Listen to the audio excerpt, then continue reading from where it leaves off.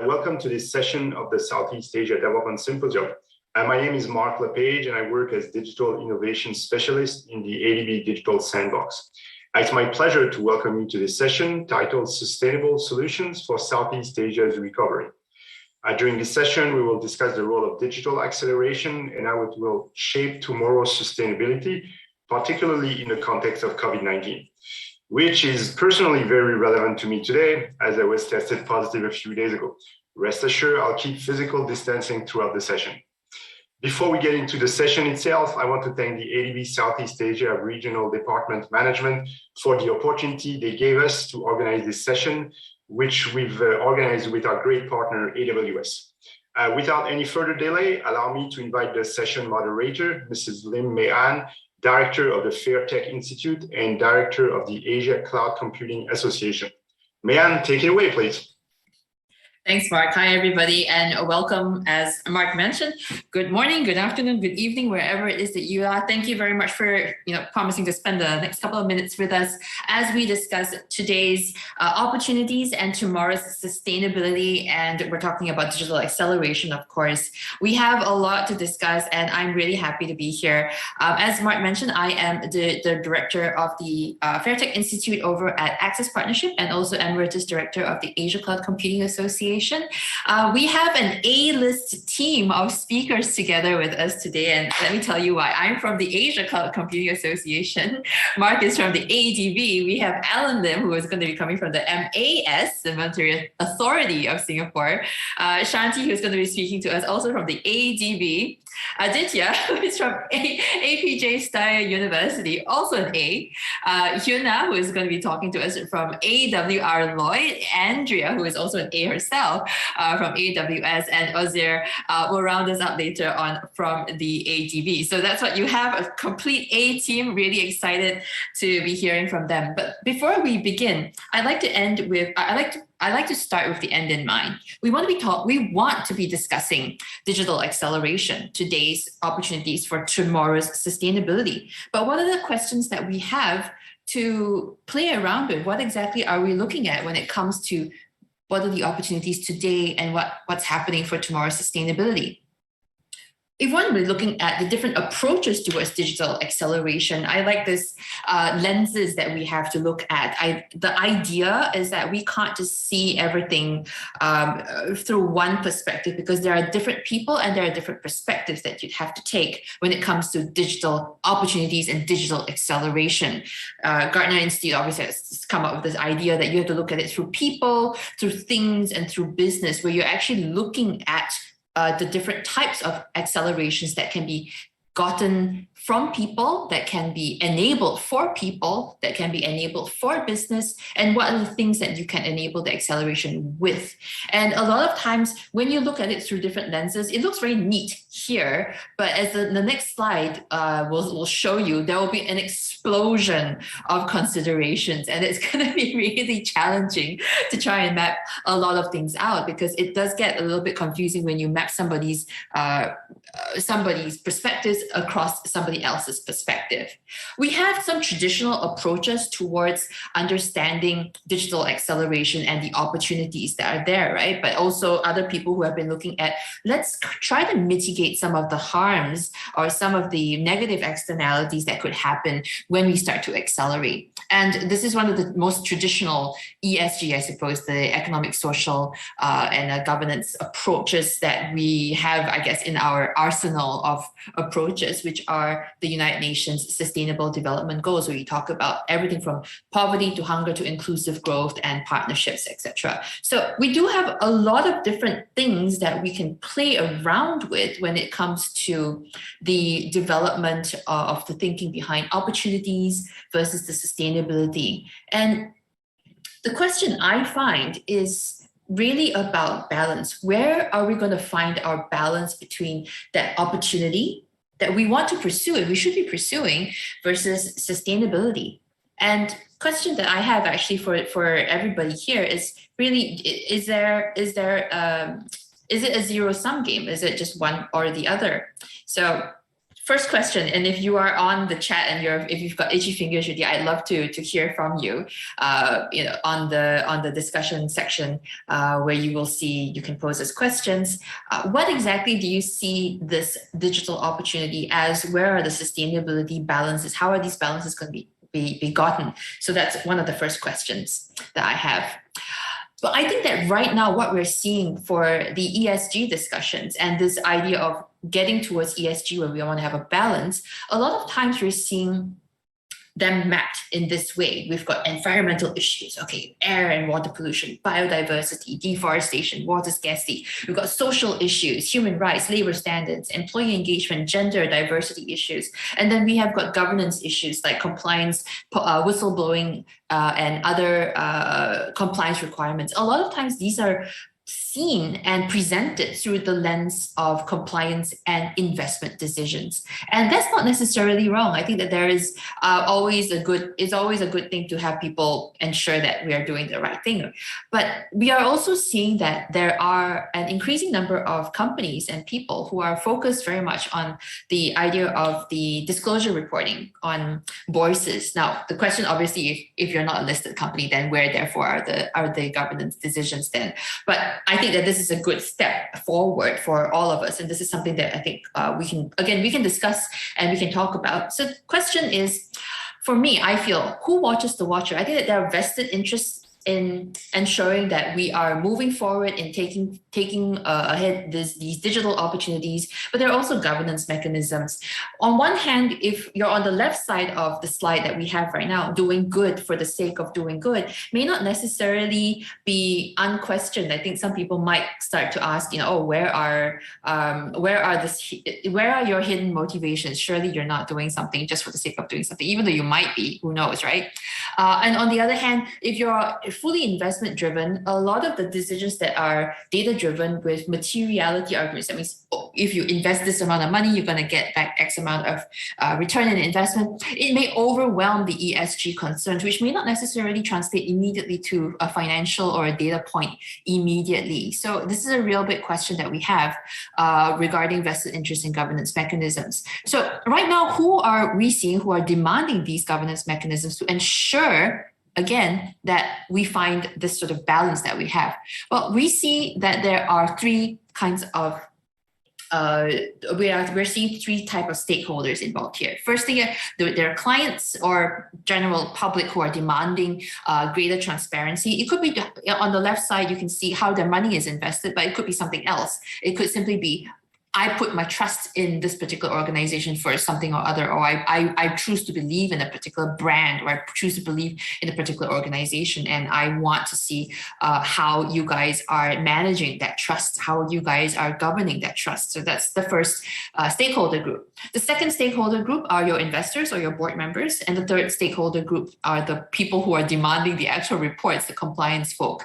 And I think that that's not necessarily a bad thing. Again, we're trying to seek a balance here. What are some of the areas where we can seek that balance of both voluntary reporting to say, I'm doing good, I'm trying to find a balance, and on the other hand, needing indeed to prove to the investors that these are good investments. So question to all of you in the audience, where are you seeing the digital opportunities? Where are you seeing some of the demands to steward tomorrow's sustainability? If you want to send me a message to add to this list, please do. Send it a message in the Q&A and I will add it to this list. We are going to have a really big discussion and robust discussion with all of our speakers right now. And I'm really looking forward to hearing from them because they hail from different industries, the financial sector, the education sector, the development sector. I think that we have a lot of discussion. We can have a lot of discussion about where these digital opportunities are and where the demands for tomorrow's sustainability are going to be. So without further ado, thank you very much for your time. I am going to pass the time now to Alan for the next presentation. So take it away, Alan. All right. Thank you so much, Mian. So pleasure to be here. So for my topic, I'm just going to be focusing on the digital infrastructure that we are kind of looking at as we move towards, I guess, a kind of a concerted effort to accelerate digitization in the new economy. So I think one of the things as we look at the adoption of digital solutions is just looking at its impact from an economic and also from a social well-being perspective to the various stakeholders that we're looking at.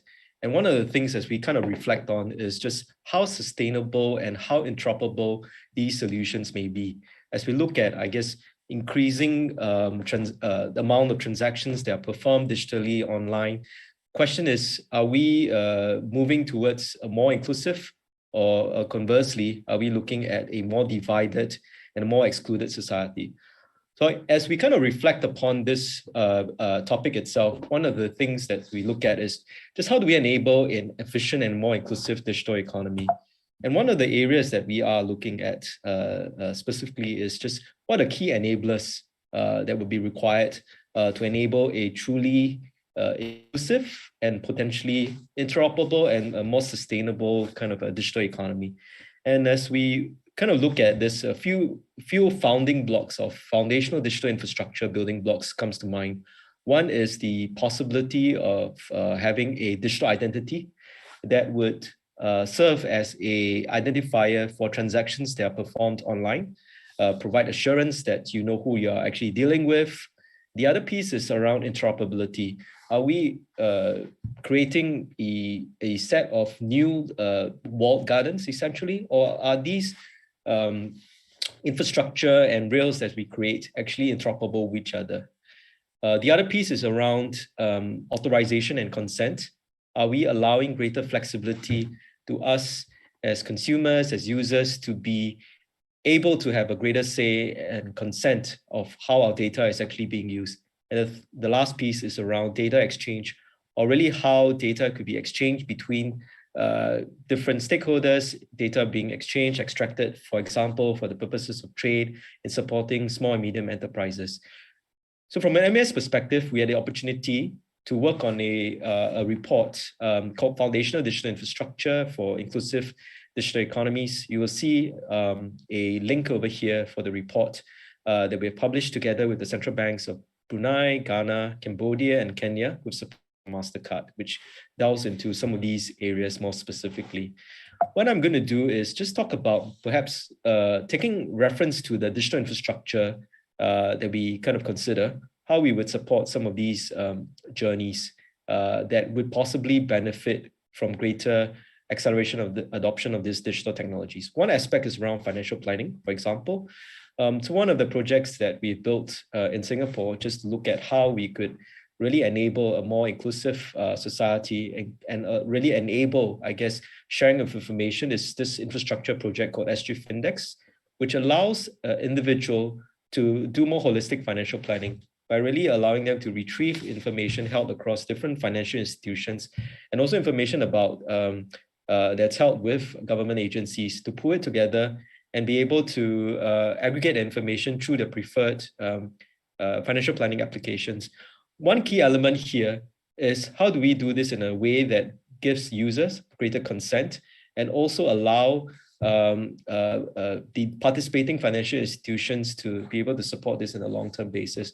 The approach we have taken here is to establish a common infrastructure, which doesn't require bilateral connections and participating entities to set this up themselves. We've also instituted this the principle about data reciprocity, which basically encouraged the participating entities to share the information as much as they retrieve information from this infrastructure. So that's one example of a public digital infrastructure that supports the exchange of data. The other piece, just to kind of touch on, is just how do we enable, I guess, more interoperable payment system. So one of the initiatives that we have announced recently is the Direct Fast initiative, which allows non-bank financial institutions direct access to the banking systems or access to the retail payment system. So we have announced that possibility for a non-bank financial institutions to get access and be able to pay, allow consumers to send money essentially to bank accounts of individuals using their mobile phone numbers or their identifiable personal ID numbers, to businesses using their unique entity numbers. By allowing this non-bank financial institutions to connect directly to this retail payment system that widens, I guess, access, and hopefully that will enable greater set of use cases that will accelerate the adoption of digital solutions in the economy as well. Okay, the next piece just to touch on as an example is just how do we expand, just not looking at it domestically, but globally, where the opportunities are for small and medium enterprises. So there are various small and medium enterprises, trade solutions that are being run. So one of the initiatives they are looking at is how do we connect these different trade platforms essentially together. We've announced an initiative called Business Sans Borders that speaks about expanding and connecting different trade platforms together. Think of it as a platform or network of networks that allow different SME buyers to connect into SME sellers in different parts of the world, and through that process widen the pool of supplies that they can get access to, and also potential clients they get to without leaving their home and preferred SME platforms. So that's something that we've embarked on under Business Sans Borders as an initiative. The other piece, just to give you a perspective, is just how do we support innovation and drive greater adoption of possible solutions. So we had an opportunity to work on Apex, which is an initiative of the ASEAN Financial Innovation Network, which is a non-profit entity, AFIN, jointly formed between the MAS as well as the World Bank, IFC, and the ASEAN Bankers Association. So it serves as essentially a marketplace, a global marketplace, and really allows global fintechs and financial institutions to discover each other and to co-create and build solutions using pre-built, I guess, APIs, pre-built solutions to connect with each other, test, prototype, and be able to run this in a more accelerated manner. So I've touched upon, I guess, various journeys that would be kind of required. How do you have greater interoperability as far as payments concerned, extract and pull out data held across different agencies and institutions.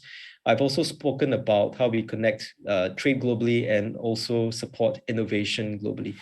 From our perspective, these are some examples of areas that we would be required as we look at supporting, I guess, the growth in the new digital economy through digital infrastructure. And also, of course, from a support perspective, we are looking at how we can support from a regulator's perspective, new and innovative use cases to conducive regulations in the form of frameworks or regulatory sandboxes. And there are, I guess, avenues for experiments jointly with the industry. We've done that in areas such as blockchain, for example, through experimentation to understand its application to the real world economy. I'll just end off by just saying that we can't do this without the ecosystem. And I think as we look at adopting and infrastructure solutions, it's important that we look at enabling the skills, the talents in the ecosystem, but more fundamentally involving, I guess,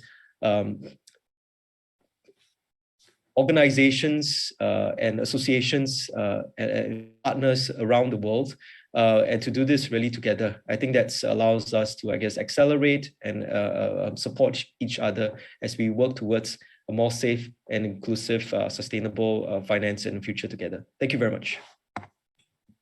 Thanks, Alan, for that. I think that a lot of the work that has been done for the MAS and within the MAS actually has quite a lot of implications for the rest of the region and partners that you work with within the private sector as well as within the international sector. Particularly important as we talk increasingly about using technology and making sure that we can interconnect with each other. I think that the API world, I think, is pretty core.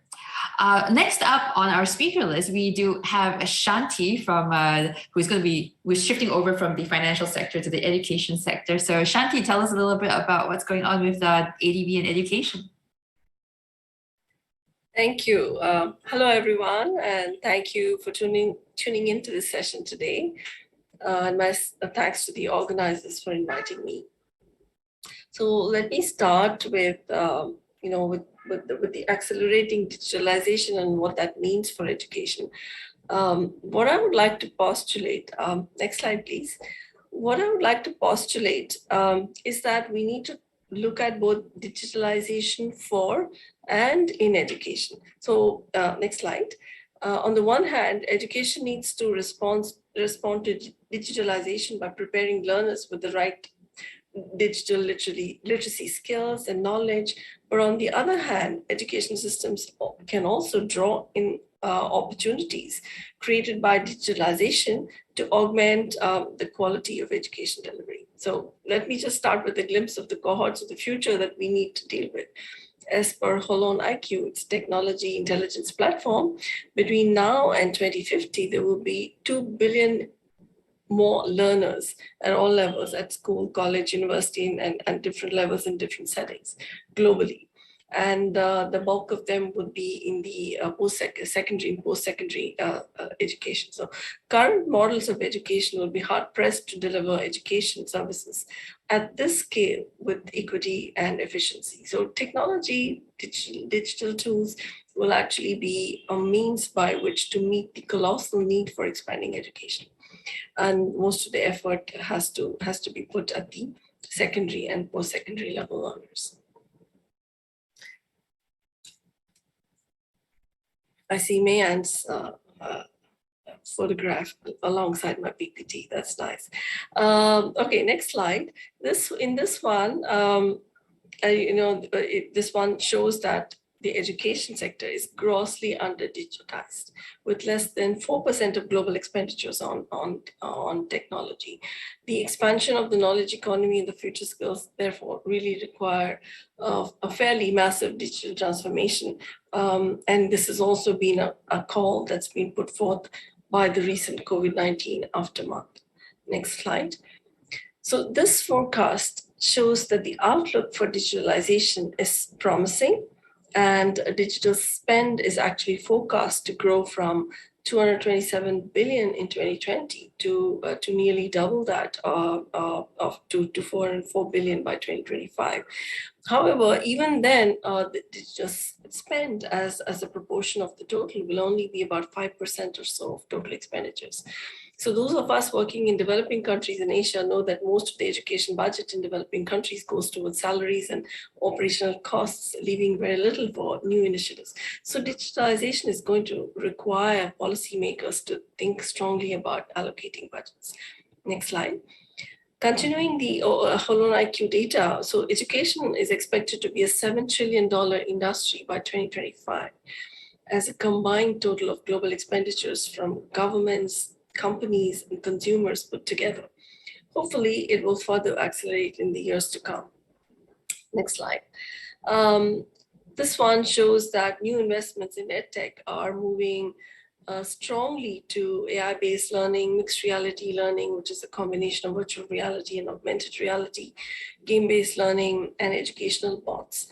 But as I mentioned earlier, when we look at the ground reality of developing countries and the development context that ADB works in, the reality may be far from this type of a frontier like work on technology. And again, this is where we need to think about policy influencing digital adoption. Next slide. This slide shows the dramatic increase in venture capital funding for EdTech, and it's been a steep increase, and which has witnessed the fastest growth in the last few years. Next slide. Now I'd like to move on to the fourth industrial revolution, which is kind of accelerated the use of digital technologies and what implications it has for skills and jobs. Next slide.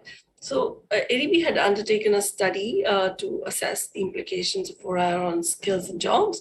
And we did the study in 4 countries in ASEAN, and the study was disseminated last year. And we looked at extensive surveys of employers and training institutions, which brought us interesting insights. Next slide. The first is that employers expect productivity increases of over 25% by the deployment of 4IR technologies. So across different sectors that we study, we see that there is expectation of increase in productivity. The second takeaway, next slide please, is that in the longer term, 4IR would lead to net job gains. There's been this narrative, right? Automation and technology will take away jobs, but actually our study found that there will be net job creation arising from productivity and income gains over the long term. Of course, there will be job losses, and skills will be an important investment to make to ensure that those new jobs can be accessed by people who lose the jobs in the prevailing or in the sort of soon to be automated sectors. Next slide. Takeaway 3 is that employers believe that non-routine and analytical tasks will become far more important. Next slide. The fourth takeaway is that the bulk of the additional demand for new or upgraded skills for 4IR will come from on-the-job training.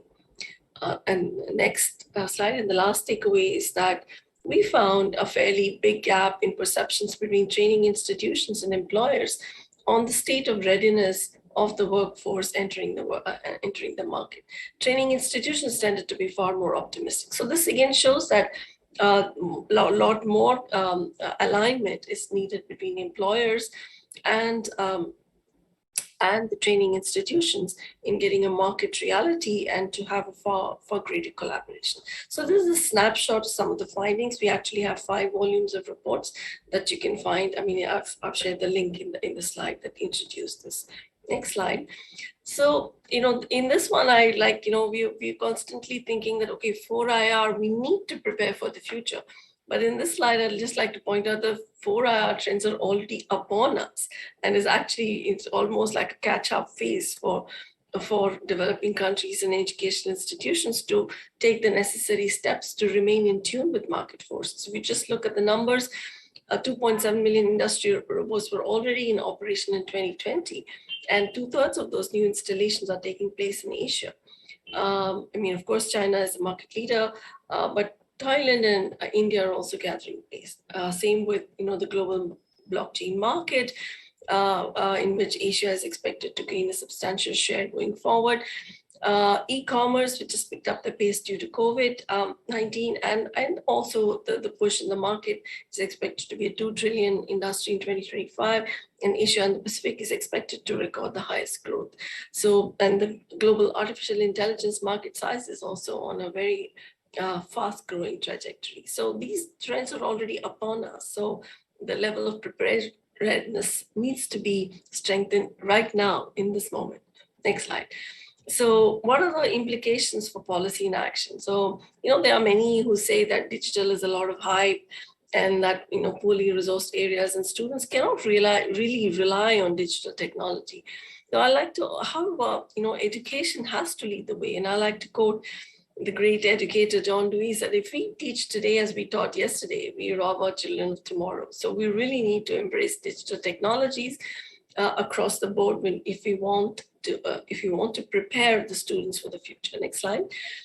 So I'd like to suggest that digital technologies can actually help to improve access, quality, and equity. Next slide. In the context of access, digital technologies have a possibility to provide to education to students who may otherwise have been in remote learning environments with teachers not being able to go to those remote locations. So online and digital options are a way of increasing access to those students. Also increasing numbers, as I mentioned, the numbers are really huge if we want to cover everyone. Next slide. There's also the point about quality. Digital technologies can make possible adaptive learning, new teacher training models, but these all come with policy dilemmas and how to balance quality, how to balance access, how to improve, in an equitable fashion. That's what the next slide is about. A key aspect of how we deploy digital solutions is to ensure that there is equity of opportunity in education. And we need to be conscious. We need to be conscious in all policy decisions in this matter. Next slide. So in this last slide, I'd like to just mention some of the implications. Dewey, if you can just click through all the points. We need to, when we think about scaling up digital solutions, and enhancing digital capacities in education. Firstly, they need, we need to think about multiple channels. So they're no longer just brick and mortar, virtual short duration boot camps. All of those need to come into play when we think about offering opportunities to students. We need to look at VR infrastructure in training institutions to provide immersive training environments without actually having to invest in actual technologies which go out of the market very soon. Instructional design needs to be improved. Quality standards for learning and competencies are critical, so that we are not like a victim to the digital dazzle, but and don't just look at technology for its own sake. So technology that helps improve learning, helps improve access, and provides the opportunities that serve occupations of tomorrow. Algorithms can help trainers to monitor student levels, engagement, how they engage in online classes, and also whether they are grasping higher order competencies or not. So these are all solutions that technology offers us, whether it's adaptive tutorials or intelligent training systems.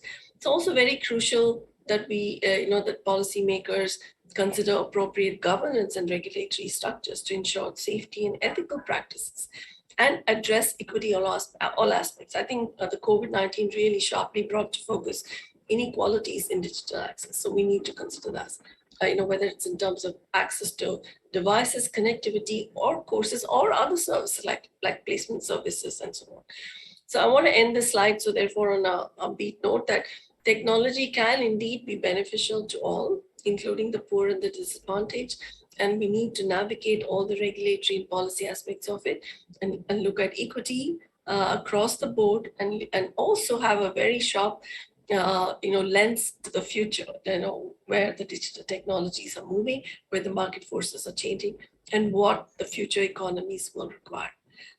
And while, of course, also addressing the basics of improving quality. Thank you very much.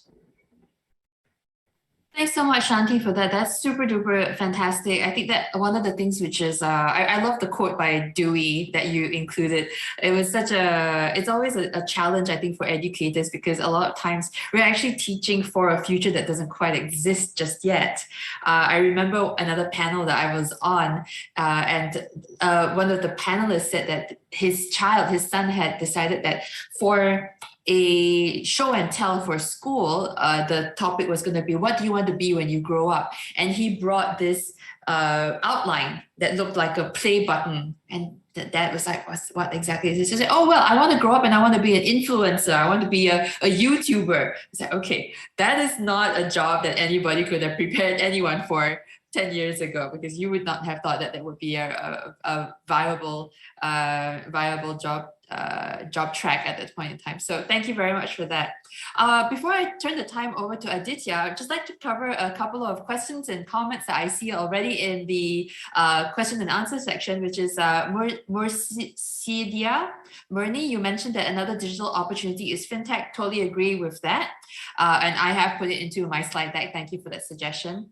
Sanjay, you had a question. While tech is the need of the hour, what would we consider to be a sensible timeline for technology to be cost effective for SMEs, or small and medium scale enterprise, and without government intervention in the form of subsidies or incentive grants? That's a very technical question. I don't know whether we want to be dealing with that right now, but definitely small and medium enterprises are a very core part of, I think, Asian economies, and they are a section of the economic sectors that we want to be focusing on. So we'll park that. We'll come back to this. Jesse, you asked, how can digital acceleration avoid hacking? I think the answer is, don't think that we can avoid hacking at all, but I think that that's something which we are very aware is a risk. And question from Corette, maybe this is something which Alan might want to be discussing, because the question is very much related to Singapore. Has blockchain technology been utilized in digitalization of financial institutions? Has there been developments in regulations of blockchain technology in Southeast Asia and in Singapore? So those are some of the questions. Thank you so much for your participation. We will be continuing to look at your questions and answers, and questions and comments, and we'll try to provide answers if we do have them.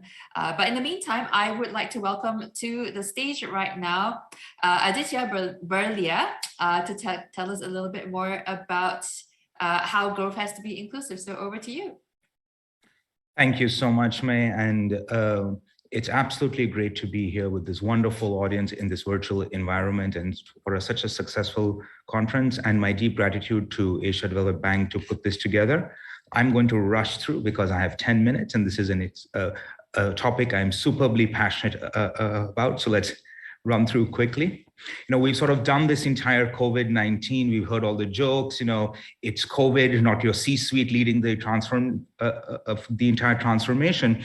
But we've seen this has been a global experiment, and on extreme virtualization and digitalization of economies, governments, and societies. Every time we were thinking, can we go virtual? We were all forced to go virtual. And they had to go fully digital and virtual, fully being an interesting word there. No matter how ready they were, we had no other option. And I think this provided an extraordinary amount of learning. And I think we can all agree on a very basic fundamental basis that digital transforms society to bring down friction, corruption, and deliver superior services. This is something we all experienced during COVID-19. But also during this entire time, digital access and literacy issues were laid bare. We suddenly saw massive amounts of groups and societies all across Asia who we figured actually weren't as connected as we thought we were, even with the entire telecom revolution, even with huge amounts of mobile phones, a lot of investments done by both governments and by private entities, we weren't there yet. And so when we look at any sort of growth, we have to say that digital sustainable growth needs to be inclusive, and governments need to focus on access and literacy. We can't have a scenario where we are all excited, and certainly I am, about all the wonderful opportunities of how a new modern AI ML driven economy looks like, without making sure that everybody is with us.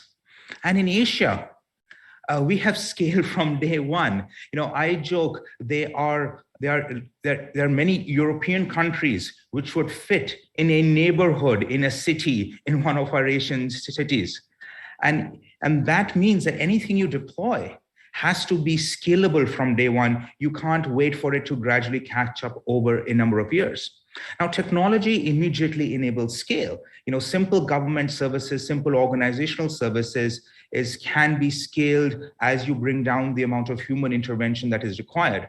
But technology at scale has its own challenges. One of the big things we look at when you're looking at ESG is the environmental impact. And this is where amazing technologies like cloud computing come in, because if you create servers and more servers and data centers, the amount of space requirements, electricity, the climate change impacts can be brought down if we have a more nuanced shared approach and a distributed approach to technology at scale.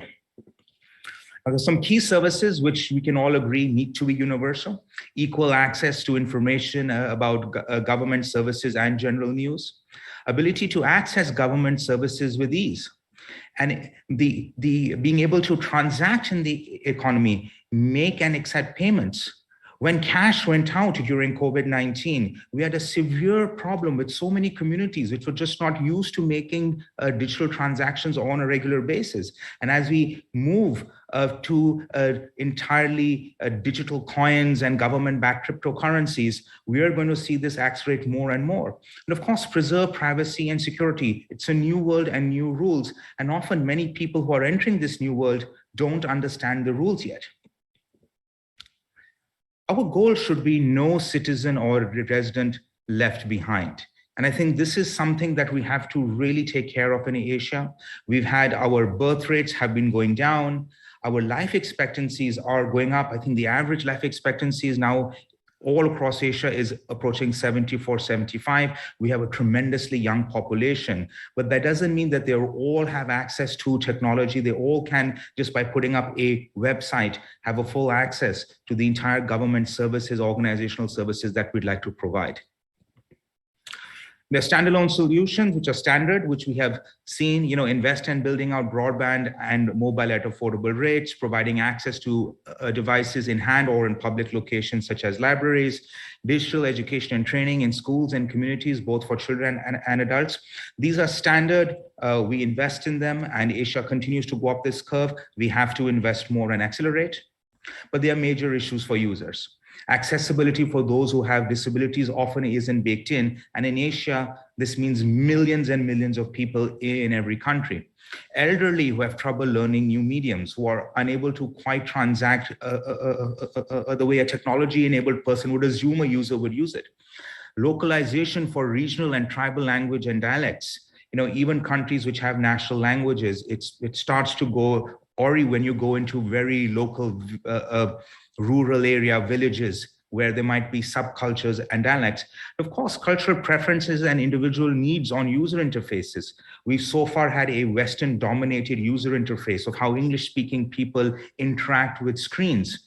This changes when you come to Asia. The comfort level changes, how people open tabs, close tabs, click, don't click, how much information is present is vastly different. There are major issues for government officials we have to solve. We have to retrain government employees with great job security to carry them forward. One thing that happens in large enterprise organizations, they're able to hire new people, they're able to remove people, there's that churn. Governments by design tend to be stable. Most of us have large civil services in Asia, and that's designed to keep longevity and stability, but that means a lot of retraining of these people to understand how to operate in a new digital environment. We have fast changing legislation that requires quick process and workflow changes. Governments are supposed to be responsive, but if you change the laws, can the IT systems catch up fast enough? And we've seen this go extremely well and horribly when there's been a massive change in what the country's priorities are. And the taxation systems, the payment systems, the bank systems take a lag, maybe 6 months, 1 year before they're able to implement these policy changes. There's a combination of legislative interpretations and precedents. What are the governments saying versus what are the courts saying? The court has given a judgment, the law has changed. It takes a while to incorporate those judgments into our technology stack and systems. And of course, how do we do digital transformation department-wise, process-wise at the back end while maintaining a consistent front end? And this is a very simplified version of a much larger slide. But essentially what we're looking at is 4 systems on the left. The stakeholders accessing a front-end processing system, accessing a back-end, and accessing the government policy check. In a low technology area, you had the physical with government counters, cubicle and filing offices, and legislative reference precedents. The high technology, which is what we aim for, is everybody around the world, multi-devices, a rules-based automatic engine, which does it automatically, there's no human intervention, and an AI-led validation. My postulation is that there is a bridge in between, which requires a new way of thinking to make sure the transition from low to high happens in an accessible. And this is combining the two, but as well allowing, for example, third-party licensing intermediaries. My last pretty much slide, and this is, I'm going to take one single case. We had many, but in the interest of time, I'm going to stick to one, is what happened in the case of the UAE. They started decades ago, the concept called typing centers. These are little shops or large offices in every market. They're ubiquitous all across the cities, and they existed because they had to translate government services into different languages, whether it's Hindi, Filipino, Chinese, you name it. And these are fully licensed and trained by the government, and the service available at all price points. You can just go into a shop as a laborer, or you can have a VIP lounge experience with coffee and such. And what was interesting about having these intermediaries, when the UAE transitioned in the last 2 years to an extraordinary amount of technology investment in their governance, they didn't have to train the people, they just had to train the intermediaries. And they were able to still have that consistent interface with people as they were used to, while at the same time go on an extraordinary accelerated path, which would not have been possible had they had to carry along their users. And this gave a lot of breathing room for the back end for different levels of of digitalization, which was comfortable for different government departments. And this is something which I highly advocate for inclusive, is to move beyond governments to see how we can get the private sector and particularly SMEs involved in providing government and organizational services, not just for large governments at the state, local, and center level, but for banks, education institutions, and such, and enabling frameworks to truly deliver on this. Thank you. I'm just going to close on this thing. Feel free to add me on LinkedIn or follow. Great to have these conversations. But for me, the big ending product is this: Asia has an extraordinary journey in the next 5 to 10 years to truly transform and really create a new world of digitalization, not just carrying forward what we've learned from other countries, but truly innovating and inventing at scale, and making sure that we do it in a very sustainable and, most importantly, inclusive fashion is something that we can get right from the get-go. Thank you, May. Thanks, Aditya. That's fantastic in terms of just ensuring that the development is inclusive. But I love the examples that you gave, because they're actually really real examples. The UAE one is just fascinating because it's true. My mother is one of those people who has trouble typing because she's just, old, and to bring her on this digitization journey, I think any government will just say, you know what, I don't want you to be my citizen. Please go to another country. I can't administrate with you. So thank you very much for that, Aditya. I'll come back to you. I know that you have offered to take on the SME question. We'll come back to you on the digital inclusion of small and medium enterprises. But right now, I'm going to hand the time over to Andrea from Andra from AWS. Thank you. To tell us a little bit about simplifying this journey.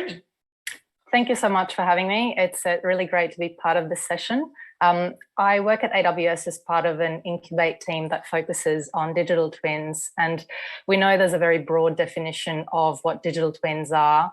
And the approach that we've taken is to focus on the business benefits or the business outcomes that our customers are trying to achieve by using digital twins.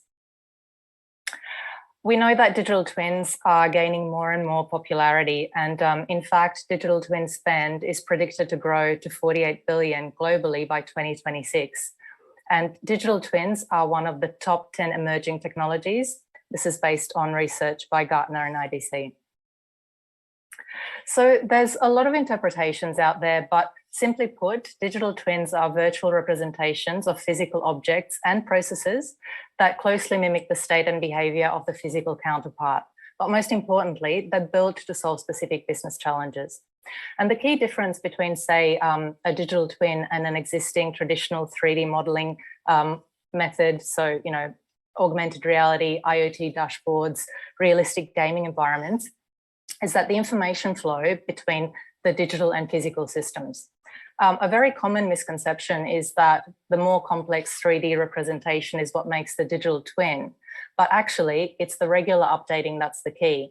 So a digital twin has to consume the data streams to understand the present state of the system. It has to learn from and update itself, or at least be updatable with new observations of the system. And it's got to be able to make predictions on the current and future state of the system. So even though things like CAD models and IoT dashboards are not digital twins in themselves, they represent really useful visualization building blocks of digital twin solutions. And often they represent the first steps in a customer's digital twin journey. So in order to help our customers navigate the space, we developed what we call a digital twin index using levels 1 through to 4. This is similar to what you would see in the self-driving car space or the autonomous vehicles, where they've got a leveling system from 1 through to 5. So, level 1 is cruise control, level 2 is adaptive cruise, and level 5 is the truly autonomous driving, the hands-off, no steering kind of situation. And each level drives their own business value, just depending on the use case. So to take you through the various levels, so level 1 would focus on describing the structure of the physical system. And historically, this would be represented by things like 3D CAD models or engineering simulations. If we were to take this a step further and imagine, say, a community town hall meeting where we're using augmented reality to maybe see the aesthetic impact of a new wind turbine being proposed on top of a hill, or using it for training. So, for example, a wind turbine technician can be in an immersive virtual world, practicing all their skills before climbing the tower itself. Now, level 2 focuses on connectivity.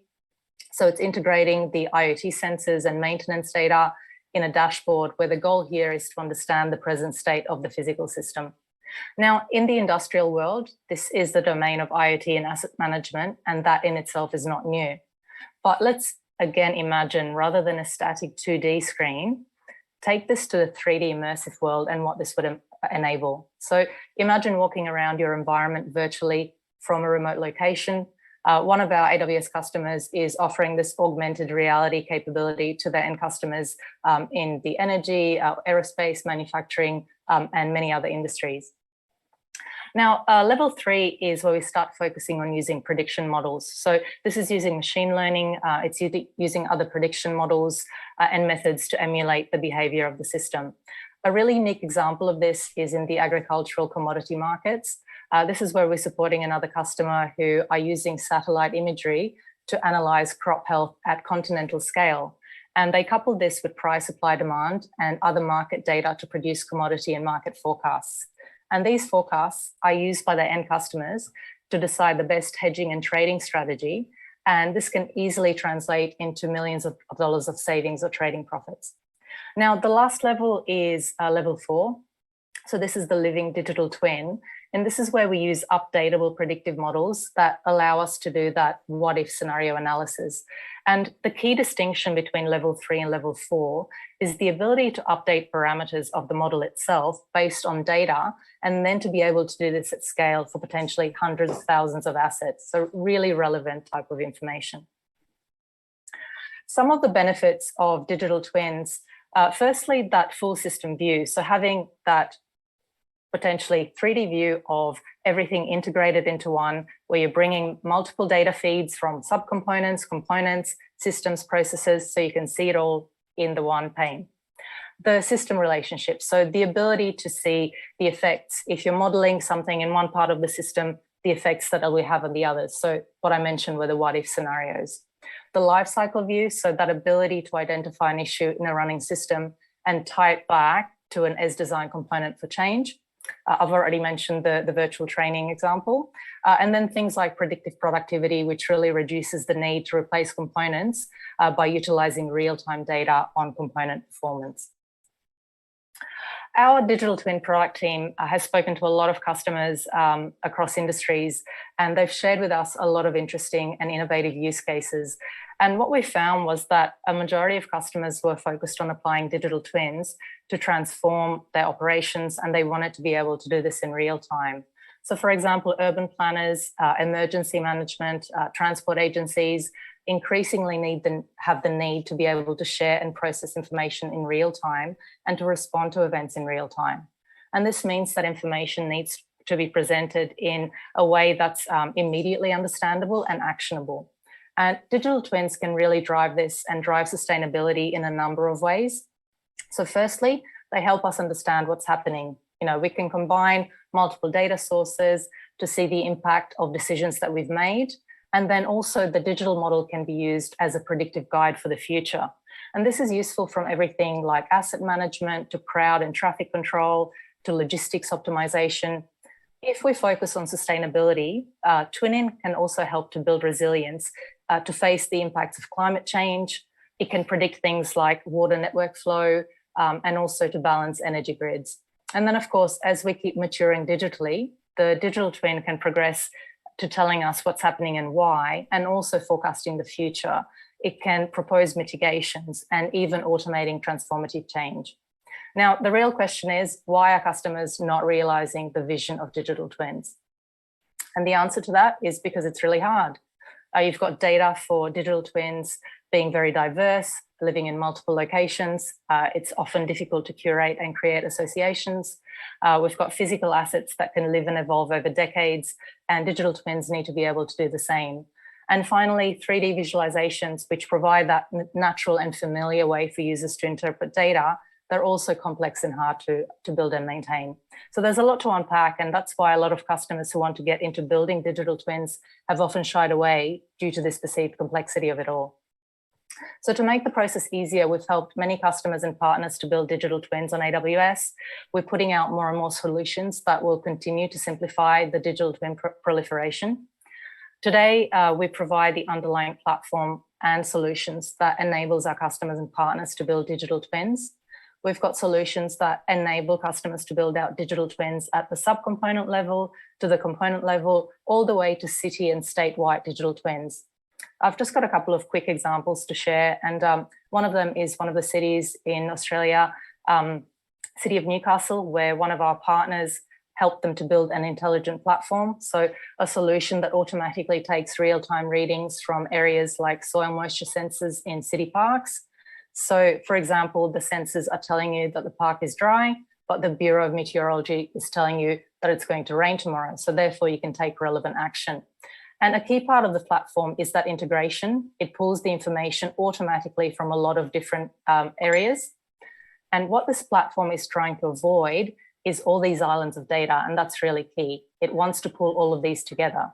And the aim is to keep growing and extending the current functionality to enable them to focus on everything from climate change to disaster preparedness, and having all that data in one location makes that possible. And then of course, this can develop into a proper 3D model in the future. That's just a little bit of what that platform looks like. My last example is the City of Gold Coast, who worked with another partner to productize their first 2 digital city initiatives. The first one is the Flood Emergency Decision Support System. And this has got the capability to run a full simulation in 3 hours. So it analyzes rainfall catchments in parallel, which dramatically shortens the time to critical information in an emergency. It's fully automated. It runs every day with new rainfall data from the Bureau of Meteorology. It's robust and running in a highly available configuration. And lastly, there's lots of lessons that we learned during the years that we've helped customers build digital twins, but I've condensed them into these top 3. Think big. So connecting things to IT and business process is really the key to achieving business outcomes. But the most important one is to start small. So you don't have to start with a full end goal in mind. You can break it down to something that's achievable in the short and medium term and keep iterating until you reach that final goal. And by using the cloud, you can scale fast. If you make a mistake, you can start again. You can automate as you expand and keep innovating. And finally, we're here to help customers across every industry who are interested in leveraging digital twins. And we want to be able to help them simplify the journey and achieve those business objectives. Thank you so much. Thanks, Andra. That's super duper fascinating, the idea of digital twins and making sure that people can actually move their ideas from real life into the digital sphere. I think that the complexity is definitely something that a lot of people are going to be quite keen to chat with you on a little bit later. And again, if you're watching and if you've got questions, please do drop your questions and we'll try to answer them the best that we can when we come to the Q&A section. Thank you, Dr. Melinda de Guzman. You ask, how can governments and private enterprises employ digital technology strategies in remote areas who have poor or no digital infrastructure, who will of course cost a lot, but in areas where there is a dire need to be able to deliver their potentials too. So I think that we're talking about rural inclusion and hard to reach areas. So thank you very much for that question. We will discuss that a little bit further down the line. But now we have our final speaker before we turn to the Q&A session. We do have Hyuna from AWL Lloyd, and I'm gonna hand the time over to you. Hi, thank you, Mayanne, for passing the mic, and I'm very glad to be a part of the A team. And thanks to ADB for inviting us to be a part of the symposium. We are very excited to be sharing our views on the use of digital technology, specifically the digital twins for infrastructure development that will lead to a sustainable and resilient future in line with the theme of this panel. So our views today are based on our consulting experience in the Indo-Pacific region. We are celebrating 22 years of experience in this region, but increasingly our engagements have also branched out to include clients from Europe, North America, and other parts of the world. And with 3 main offices in Thailand, Indonesia, and Vietnam, we advise both public and private sector clients in what started off in project advisory and strategy consulting. But in more recent years, our work has been much more varied. We also cover corporate sustainability strategy, and we also have branched off to subject matters like COVID-19 recovery, crisis management, resilience, and so forth.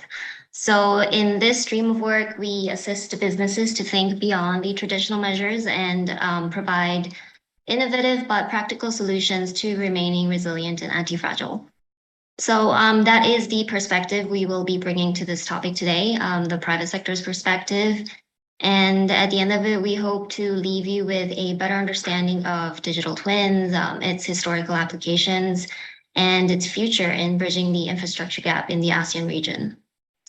So to start, let's examine what a digital twin is, but not from a technical side of things.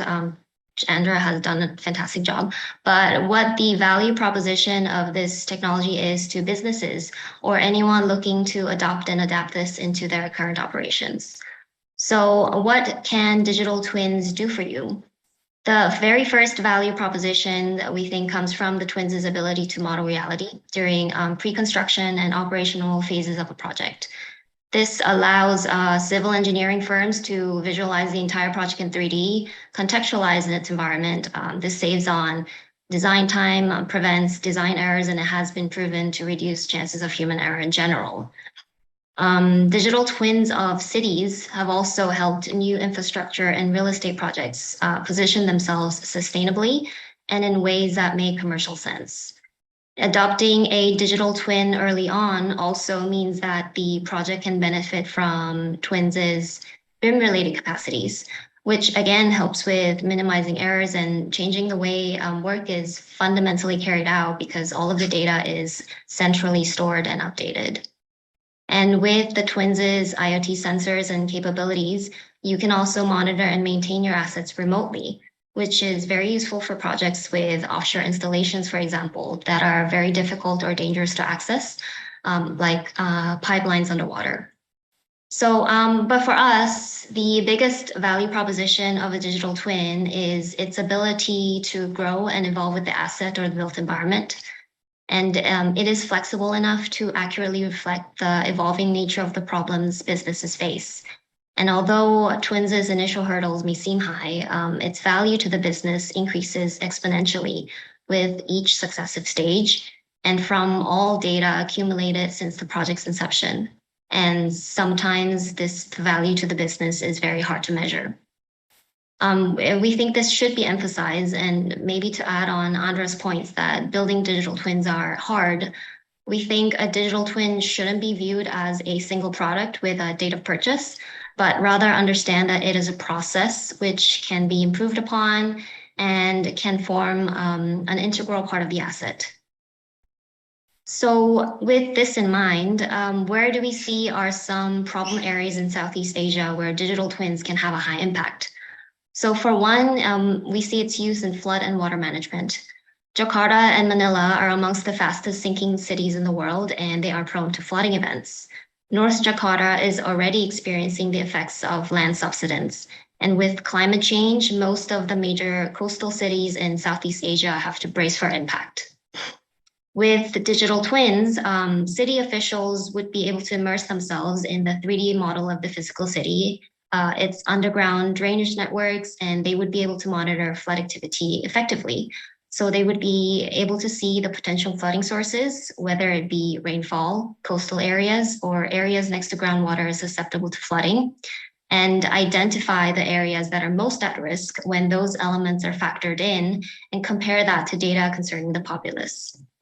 And with historical, meteorological, and hydrological data, it would be possible to produce accurate what-if scenarios to target bottlenecks of the city, carry out predictive maintenance, and thereby reducing operating costs and service interruptions for the business.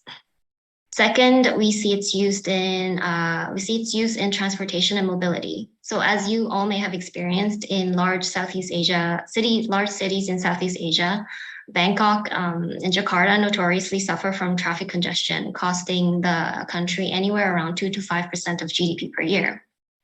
Digital twins can and have been used for in this area to optimize EV charging networks, facilitating smart parking, route optimization, and redirection for vehicle fleets, and to better public transport planning in general. And the last area we want to highlight, there is massive potential for digital twins in the clean power and energy efficiency space. So in this space, digital twins can be used to optimize location planning of new renewable power assets, visualize and optimize demand response, and maximize power supply from distributed energy sources. So how about large-scale rail projects? Can digital twins be adapted for these kinds of projects, and is it even useful? So in the second most populated but fastest growing city of Norway, Bergen, it is currently being pursued.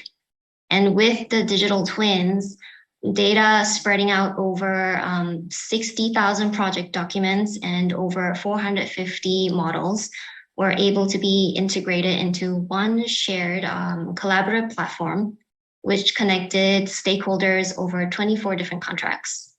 And thanks to the digital twins, it was much easier to synergize everyone's efforts.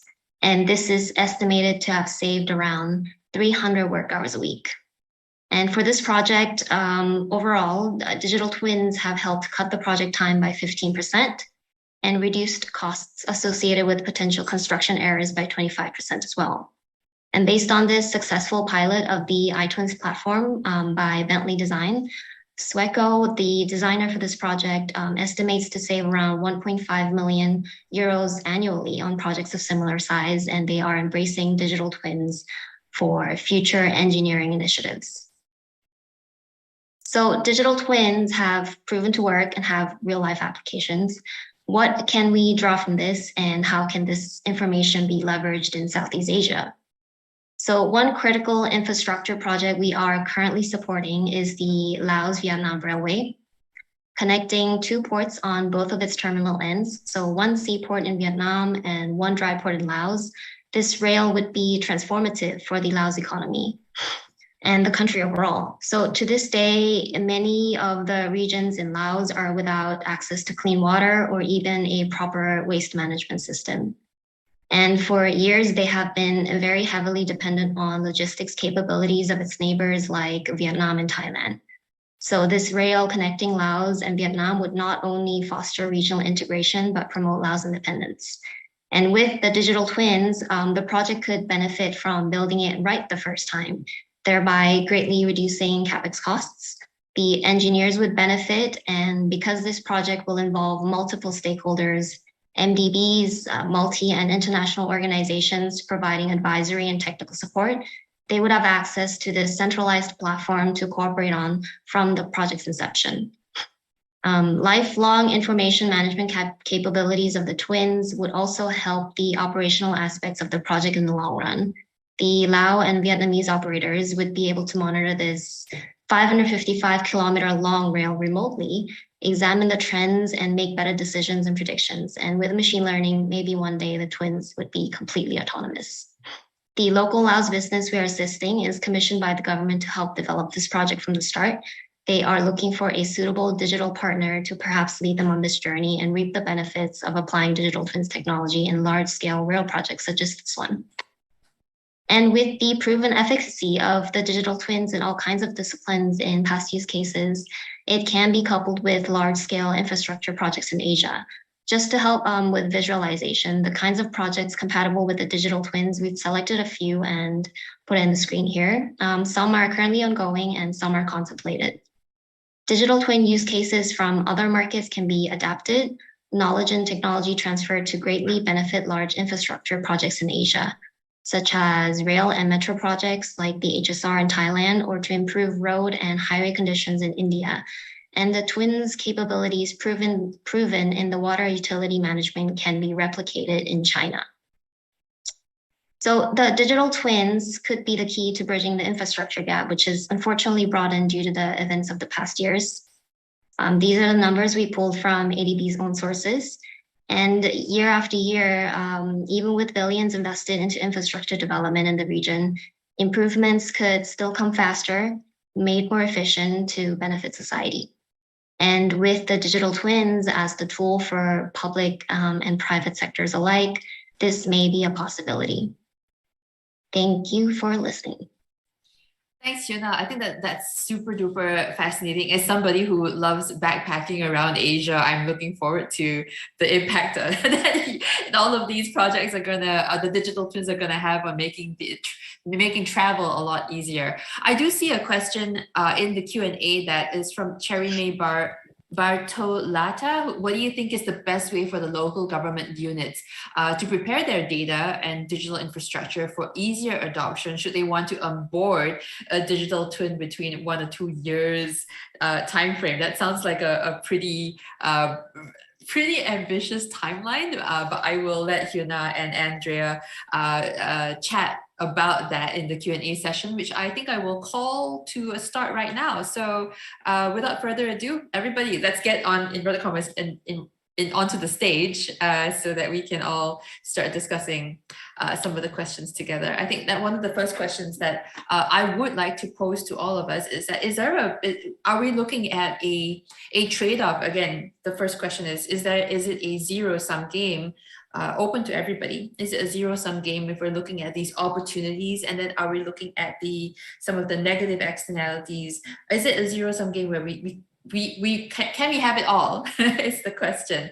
I'm opening this up to everybody to raise your hand and just be online. Go ahead, Aditya. Happy to kick it off. I think one of the interesting questions about zero-sum games is sort of this assumption that we can't grow the pie, and I think what we are going to see in the next 5 to 10 years is, as we have this massive growth that is happening in Asia, we are pretty much in many ways catching up with the rest of the world. But at the same time, we have the wonderful opportunity to do it in very and radical new ways, with a focus on sustainability and inclusion, something which was just not a priority maybe 1 century ago. And so I don't see it as a zero-sum game as much as this immense opportunity to truly redefine I'm the entire rule book on how do you grow economies, how do you get people out of poverty, how do you provide citizenship services. And digital in particular, of course, plays a fundamental role in that. And so I'm very excited that all the externalities and risks, I think we certainly need to keep a very sharp eye on them. But what I love is never before has the collective consciousness of everybody who's trying to push for growth has been focused on solving for those as we push growth. We're not looking at saying that, hey, let's get growth first and then we'll deal with the consequences when we do it. We are trying to build those in as we push forward. And that, I think, is the only way we can truly get to those sustainability goals that we have set for ourselves. Sounds good. Sounds like the idea of growing the pie. I really like that idea. Andrea, you've unmuted. I just wanted to say I totally agree. I don't think they need to be mutually exclusive. You can still continue to focus on sustainability while at the same time promoting growth. And obviously guaranteed growth may be impacted, but again, it doesn't mean one or the other. So completely agree with Aditya. Thanks for that. I want to bring up something which one of the Q&A, so somebody who raised it in the Q&A asked about inclusive growth with regard to two things. Firstly, small and medium enterprises, and the second one are rural communities. And that rural community question, I think, was really directed to Shanti because they were really focused on the idea of inclusion and education. So perhaps I'll go to Shanti first, and then I'll open up the SME question to everybody because I know that that's a very unusual section of the community. Shanti, what do you think about how can we balance that desire to reach out to people who are a little bit further out, and yet they still don't have the access to full technology and digitization? How can we do that? I think there are other options. I mean, like both offline and online. I mean, this is one of the things that I think some of our partners have worked with. Not everything needs to be online and real time. Some of it could be offline, but at the same time, the same quality of digital learning materials and so on can be provided. But I think there is in the longer term, I think connectivity is a crucial aspect of universalizing access to digital learning opportunities. And I think we cannot afford to not address them, but look at options and scenarios where this can be made, like through shared services. For instance, during COVID, there were so many partnerships with telco providers who offered zero-rated plans for education. And there's no reason why some of this cannot be taken forward even in a post-COVID scenario. When there are all these requirements, like for instance, of telco providers of universal access services, where they're obliged to provide the kind of services to the rural locations where the numbers may not make economic sense, but it's part of the ensuring equity. So this is a policy aspect that needs to be addressed more strongly going forward. But even otherwise, I mean, I think the sort of the mobile has made it to the last mile. And I think, if we look at any number of countries that we are working with, you have remote locations where there is probably no high quality primary healthcare center. There is no digital infrastructure, but the mobile infrastructure has made it there. So the mobile has made it to the last mile, and a number of partners are looking at how to look at options and scenarios where mobile applications can recreate to some extent the sort of the digital learning opportunities. And I think in the short term, we have to look at a combination of these, and a single window opportunity may not be there. But we need to look at a combination of factors and combination of options and scenarios where, we cannot ignore rural communities by any standard. Yeah. Thanks, Shanti. Instance, Aditya, I know you want to. That China has done this through this dual teacher mode, where the best of teachers have twinned with the local teachers to provide the same kind of education opportunity to schools in the rural areas. Back to you. Thanks, Shanti. Aditya, I know you have your hand up. I'm going to see if Hyuna or Alan have anything to add to this before I move to the SME question. Yeah, go ahead, Hyuna. Please don't raise your hand. It's just I wasn't sure I can take over.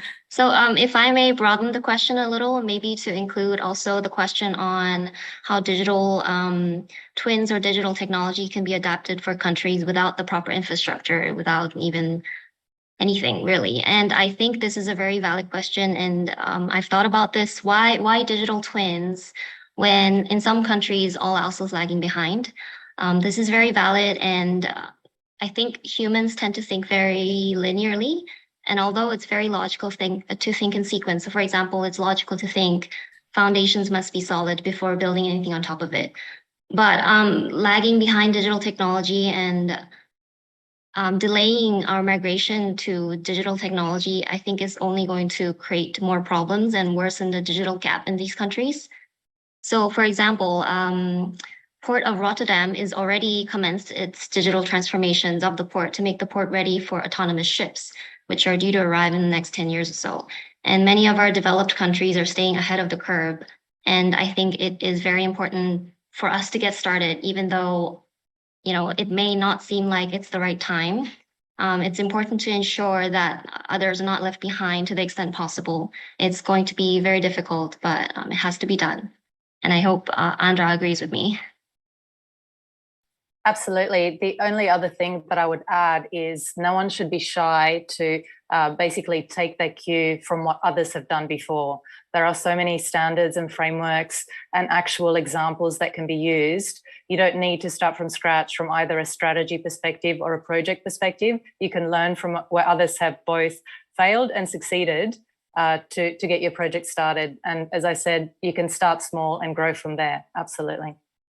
And I think that answers some of the questions that I think Cherry May Bartolata and Shailendra Karki, they have specific questions on timeframes and how exactly does twinning and running the actual simulation, are they different with real-time projects, etc. So I think that you guys have answered this. I think that the process of starting small and then scaling up to be a bit bigger, I think that's how you would be advising people to think about how to be working out a two-year time frame, for example. Yeah. Okay. The only other thing that I will add is, again, there are lots of, as I said, standard and framework papers that are already out from others who've done all of this before. So it's really worthwhile checking them out before you embark on these projects, because they've got a lot of useful information, including things like data hygiene, data governance, security. Do I choose open data over how I want to secure it? There are lots and lots of things that, again, you can learn from what others have done previously that you can implement in your own project. Thanks, Andrea. I'm going to move to the small and medium enterprise question right now, in the sense that I think a lot of small and medium enterprise sections, and let me put in the startup community within this group as well.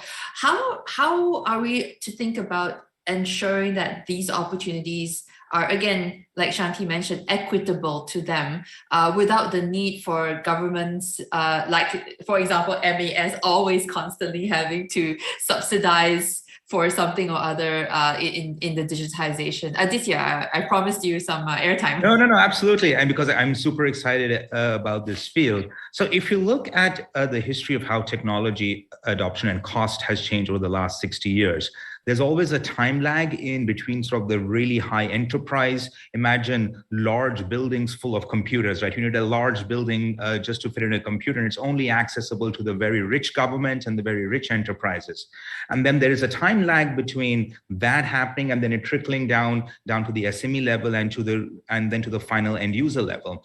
Now we've seen that compress from 20 years, 10 years to 5 years.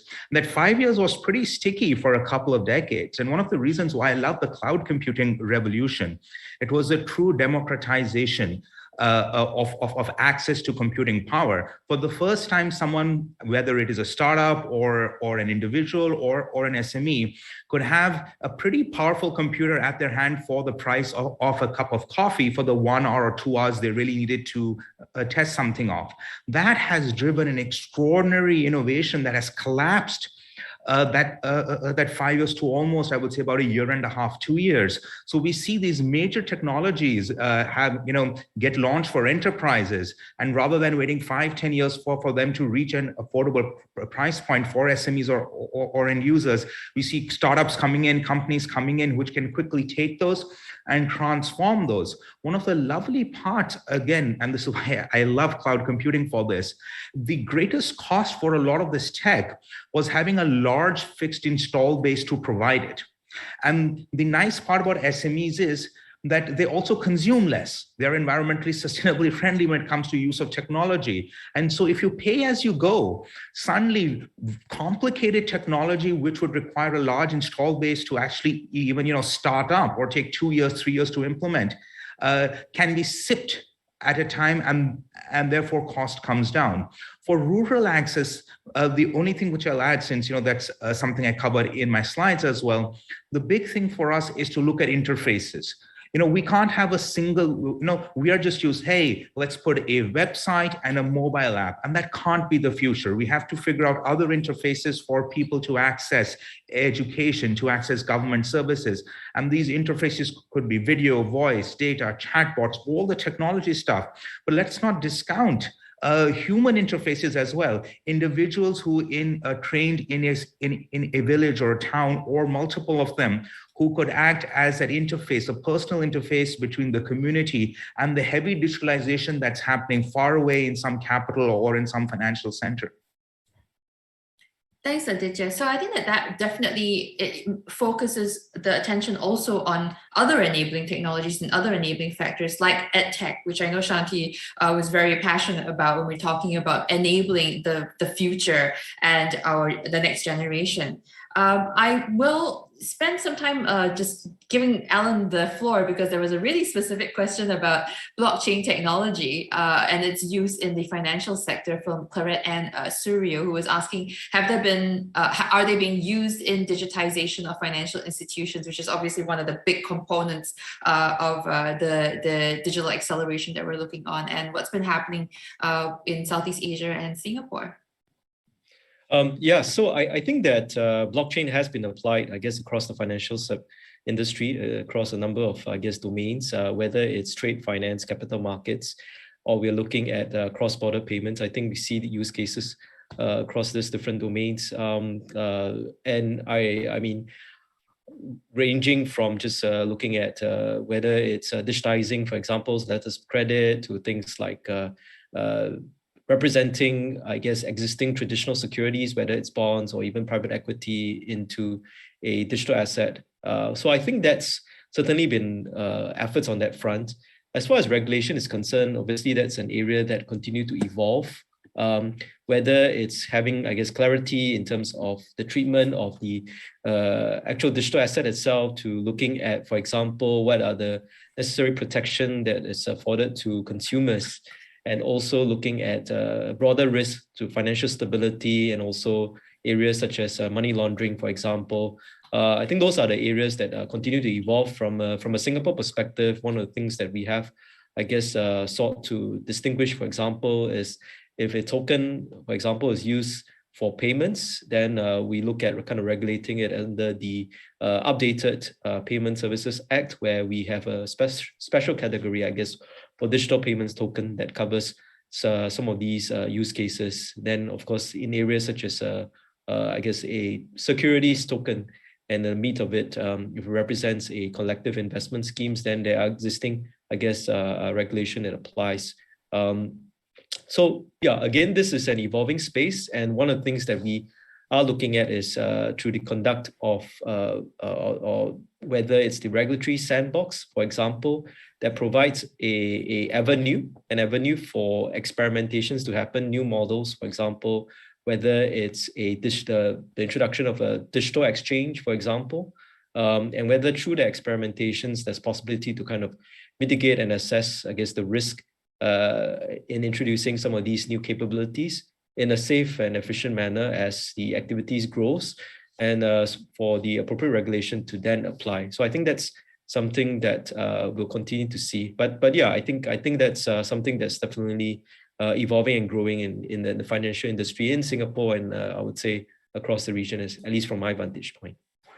Thanks, Alan. I think that rounds up our discussion. I think we have a lot of different technologies that we're looking at applying, from education technology to infrastructure to visualizations. So we've looked at things, we've looked at how the promise of digitization and the digital acceleration is happening with infrastructure, with education, and with the financial sector. So I want to say a really big thank you to all of you for participating. Please have a big smile as I take a quick screenshot for us all. And then I'm going to hand the time over to Ozair to round this up. Have a smile. All right, Ozair, are you online? Over to you. Thank you, everybody. Thank you, and thank you everyone for joining the session. As you saw in this session, these vast opportunities in digital that exist in these areas. Tomorrow afternoon, we'll be getting into more deep dives, looking at the art of the possibilities as how that moves into art of sort of the practical.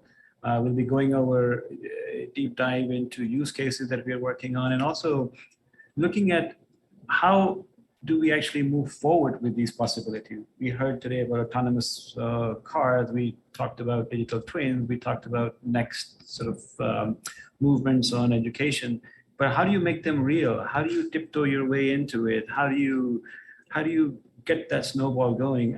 I'm a technologist, always believed in developing on the back of tech, and I think this is wonderful times that we live in, where in the coming years we see major sort of unlocking of value that will come from decentralized finance, will come from areas such as digital twins, where civil engineering is hitting digital, and